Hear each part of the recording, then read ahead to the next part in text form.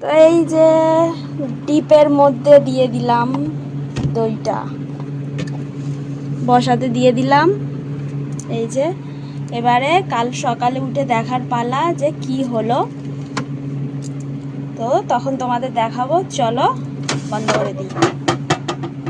দেখতেই পাচ্ছ আমি এক্ষুনি বার করলাম ফ্রিজ থেকে, আর দেখো শুধু কি দারুণ বসেছে। তো এই একজন বললে এক্ষুনি ওকে দিতে হবে, এক্ষুনি খাবে, টেস্ট করবে, তাই আমাকে এক্ষুনি বের করতে হলো, নাহলে সে সন্ধ্যাবেলা বার করতাম। চলো দেখি আদেও কি হয়েছে, আদেও হয়েছে কি না ও খেয়ে দেখবে। এই যে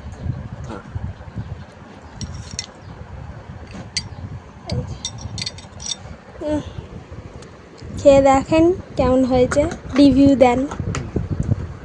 ও তো আগে হুটফাট করছে খাওয়ার জন্য। তো চলো দেখি খেয়ে কি বলে, খেয়ে দেখ। সব প্রথমবার বানিয়েছি তো খারাপ হতেই পারে, আমি বলেই দিলাম।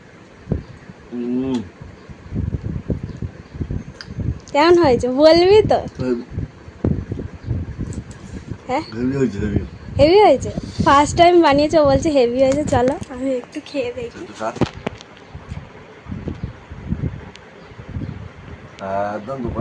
সিরিয়াস, পুরো সেই মানে কালারটাও দোকানের দইয়ের মতন, বল পুরো সাদা যেমন হয় আমাদের মিষ্টি দই, যেমন দোকানে আমাদের কিন্তু সাদা হয়, লালচে ভাব হয় না, সেটাই হয়েছে।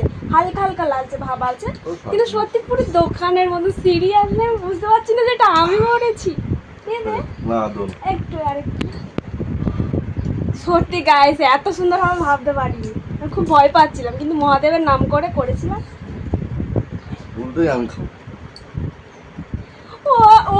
ও কি করে বলো তো, আর দই কিনে খাবে না। যদি দই খাওয়ার ইচ্ছা বলবে দই একটু বসিয়ে দিবি, আমি খাবো কালকে রে। হেবি, হ্যাঁ বিক্রি করবো নাকি? হ্যাঁ ভার ভার বসাবো আর বিক্রি করে আসবি। কেমন টেস্ট, কেমন? দোকানের থেকেও ভালো? হ্যাঁ বলতে হবে তো,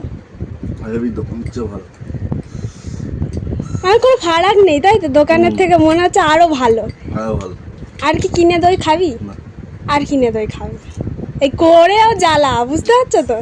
সত্যি দারুণ টেস্ট হয়েছে। আর যেটুকুনি আছে ফুচকুটাকে আনতে যাচ্ছি, তারপরে এসে খাবো।